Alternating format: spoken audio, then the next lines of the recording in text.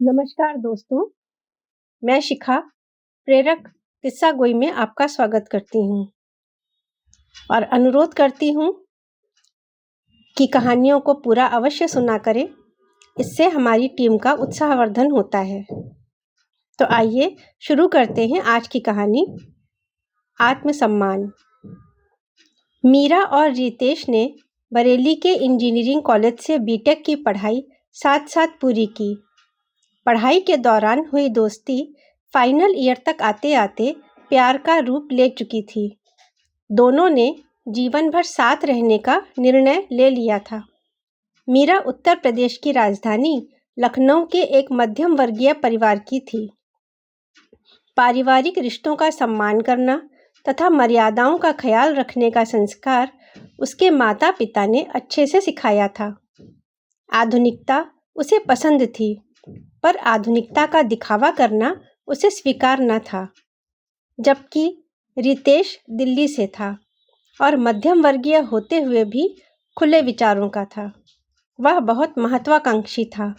अधिक से अधिक धन कमाना उसका लक्ष्य था। परिवार, रिश्ते उसके लिए केवल निर्वाह करने भर के थे। दोनों के विचार अलग अलग थे, फिर भी दोनों एक दूसरे को पसंद करने लगे थे। छुट्टी के दिन अन्य दोस्तों के साथ घूमने का या फिल्म देखने का प्लान बना लेते। कॉलेज में भी दोनों अक्सर साथ ही दिखाई देते। इत्तेफाक से नौकरी के लिए दोनों का चयन पूना की ही एक कंपनी में हो गया। दोनों खुश थे कि चलो एक जगह होने से मिलना होता रहेगा, क्योंकि अब पढ़ाई पूरी करके सब लड़के लड़कियां अपने अपने घर वापस जा रहे थे। जाने से पहले सबने मिलकर एक छोटी सी पार्टी की, जिसमें दोनों ने काफ़ी वक्त एक साथ बिताया। फिर विदा लेकर अपने अपने घर चल दिए, इस उम्मीद के साथ कि जल्द ही पूना में फिर मिलेंगे। मीरा इस बात से बहुत खुश थी कि वह घर चलाने में अब पापा का सहयोग करने वाली है। वह जानती थी कि उसकी पढ़ाई के लिए पापा ने बैंक से कर्ज ले रखा है, इसलिए वह जल्दी ही नौकरी ज्वाइन करना चाहती थी। आवेदन पत्र मिलते ही पापा के साथ वह पूना के लिए रवाना हो गई, जहां उसे रहने के लिए एक कमरे की व्यवस्था करनी थी। कमरा मिलने तक उसे मौसी के घर ही रुकना पड़ा। पापा उसे पहुंचाकर वापस चले गए। रितेश पहले से ही पूना पहुंच चुका था और उसने 2 कमरे का फ्लैट ले लिया था। दिन भर ऑफिस में काम करके दोनों जब फ्री होते तो पास के कॉफ़ी हाउस में बैठ बातें करते, तब घर जाते।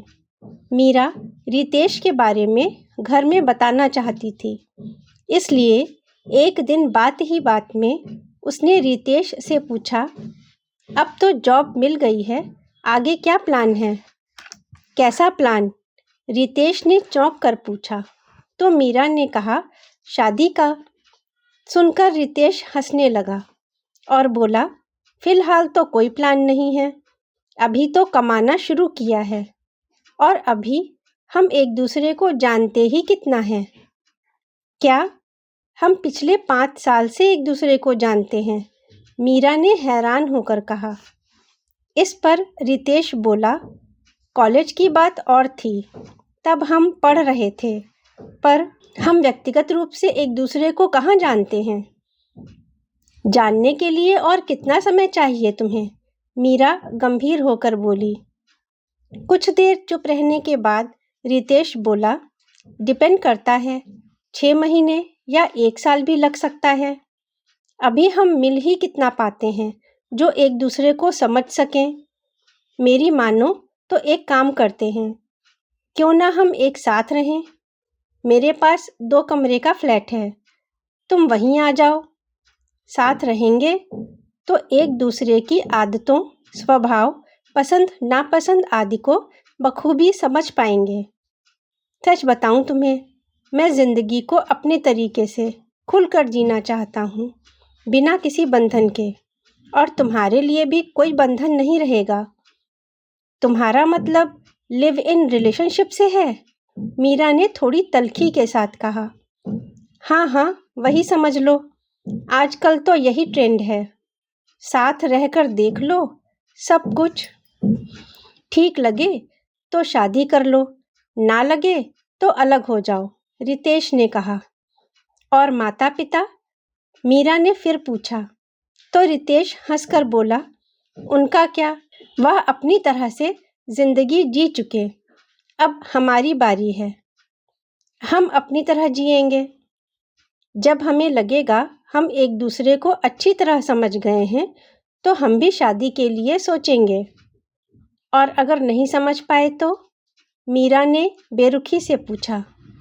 तो क्या, हम भी अलग हो जाएंगे, कोई दूसरा जीवन साथी ढूंढ लेंगे।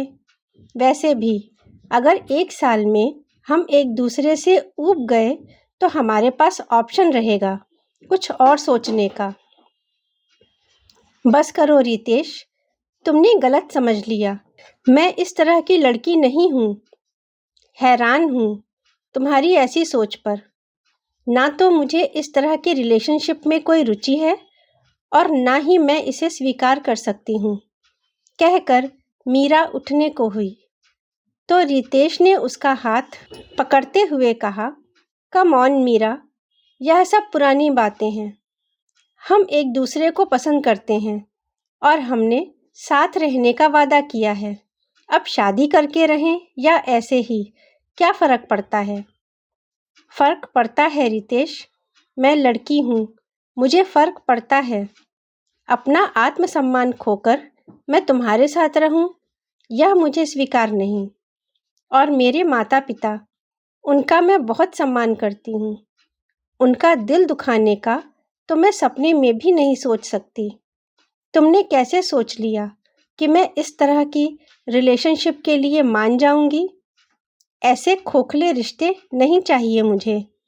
अच्छा हुआ तुमने आज ही सब कह दिया, कम से कम मेरा भ्रम तो टूट गया। मैं जा रही हूँ, बेहतर होगा हम आज से ही अपना रास्ता बदल दें और एक दूसरे को भूल जाएं, कहकर मीरा ने अपना हाथ छुड़ाया और बाहर निकल गई। कैब में बैठते ही मोबाइल बज उठा। पापा का था। मीरा के हेलो कहते ही पापा ने पूछा, घर ठीक से पहुंच गई बेटा? तो मीरा ने खुद को संभालते हुए कहा, रास्ते में हूँ, अभी पहुंच जाऊंगी। पापा ने कहा, तेरे लिए एक अच्छी खबर है। यहाँ मेरे एक मित्र की कंपनी में एक जॉब है तेरे लिए। कहो तो बात करूं, पर सैलरी थोड़ी कम है।